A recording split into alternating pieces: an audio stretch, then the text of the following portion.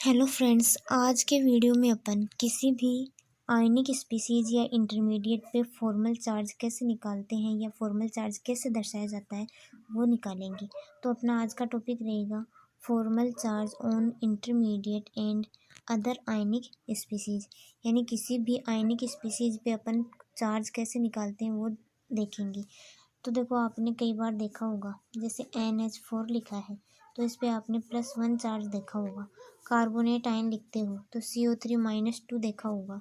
Sulphate ion लिखते हो तो SO4-2 देखा होगा। तो ये -2 +1 ये क्या है? ये है स्पीसीज का फॉर्मल चार्ज। जो टोटल एटम होते हैं ना, उनका जो फॉर्मल चार्ज होता है ना, उनके योग के बराबर होता है ये स्पीसीज का टोटल चार्ज। तो देखो, ये टोटल चार्ज कैसे निकालते हैं या ये टोटल चार्ज क्या होता है। तो सबसे पहले तो देखो, किसी अणु या आयन में विद्यमान विभिन्न परमाणुओं में से किन्हीं परमाणुओं पर इकाई धनावेश या इकाई ऋणावेश पाया जाता है, इसको अपन क्या बोलते हैं? फॉर्मल चार्ज बोलते हैं। अब ये फॉर्मल चार्ज देखो, किसी अणु या आयन के समस्त परमाणुओं के फॉर्मल आवेशों के योग के बराबर होता है। यानी स्पीसीज में जितने भी एटम होंगे उन पर जितना चार्ज होगा उनका अपन एडिशन करेंगे, और जो प्लस या माइनस या जीरो भी आ सकता है तो वो क्या हो जाएगा? टोटल आवेश हो जाएगा उस स्पीसीज पे। अब इसको कैलकुलेट करने के लिए अपन एक फॉर्मूला काम में लेते हैं।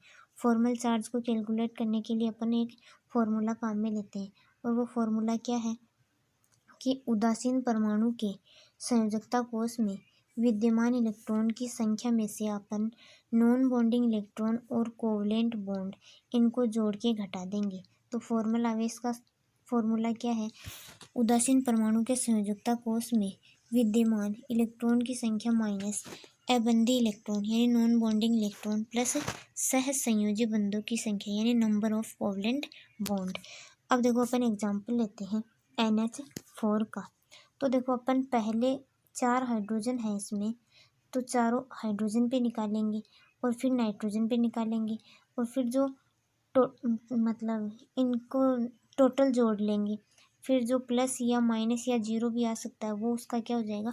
फॉर्मल चार्ज हो जाएगा NH4 स्पीसीज का। तो देखो, पहले अपन हाइड्रोजन के लिए निकालते हैं।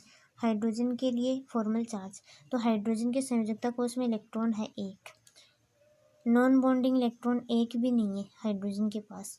और हाइड्रोजन ने एक हाइड्रोजन के लिए निकाल रहे हैं पहले, तो हाइड्रोजन ने कितने सह संयोजक बॉन्ड बना रखे हैं? जैसे एक नाइट्रोजन के साथ बना रखा है केवल, तो एक हो गया सह संयोजी बंधों की संख्या। तो हाइड्रोजन पे फॉर्मल चार्ज क्या आ गया? Formal charge on hydrogen.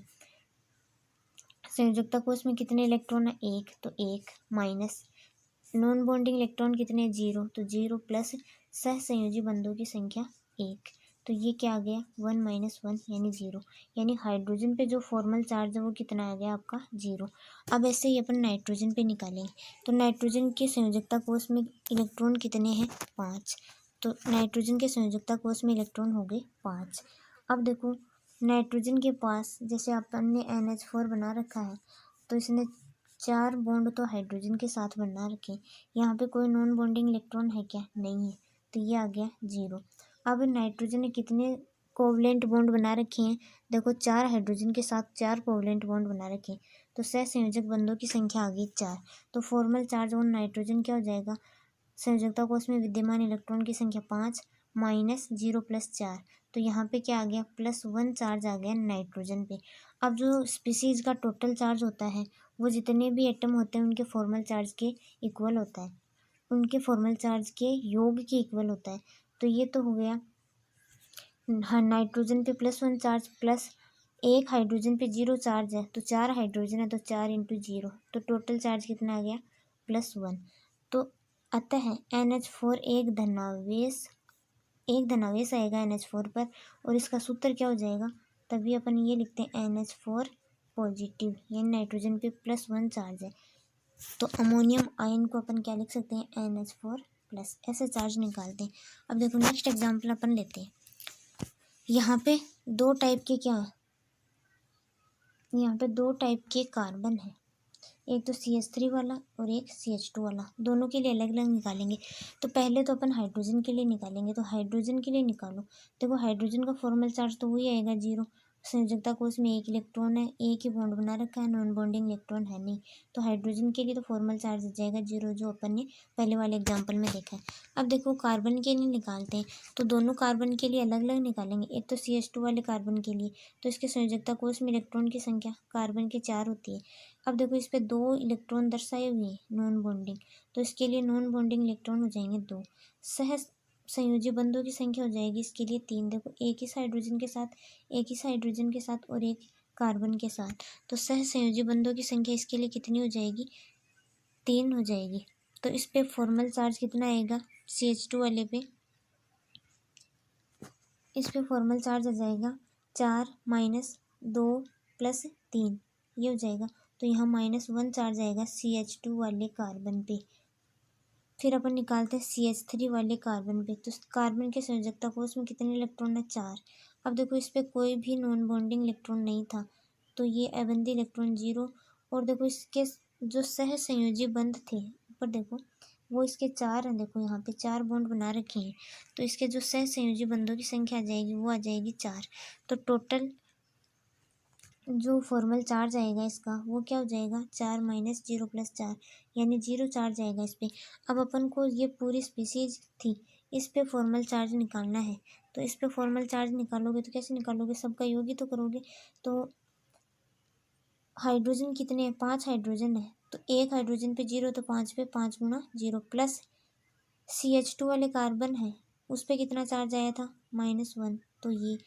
और ये जो CH3 वाला कार्बन है इस पे 0 चार्ज आया, तो 1 × 0, तो टोटल कितना चार्ज आ गया? -1। यानी कि ये जो स्पीसीज है CH3 CH2, ये 2 इलेक्ट्रॉन है इसके पास, इस पे कैसा चार्ज रहेगा? माइनस चार्ज रहेगा, -1 चार्ज रहेगा। तो इसको अपन इस तरीके से शो करते हैं। अब देखो नेक्स्ट एग्जांपल लेते हैं अपन, CH2 और ये है कार्बन। देखो यहाँ पे वही हाइड्रोजन के लिए तो वही 0 चार्ज आएगा, वैसे ही निकालोगे सेम। फिर निकालते हैं इस कार्बन के लिए, तो संयोजकता कोष में इलेक्ट्रॉन 4 कार्बन की, अबंधी इलेक्ट्रॉन देखो 2 दर्शा रखे हैं, तो 2।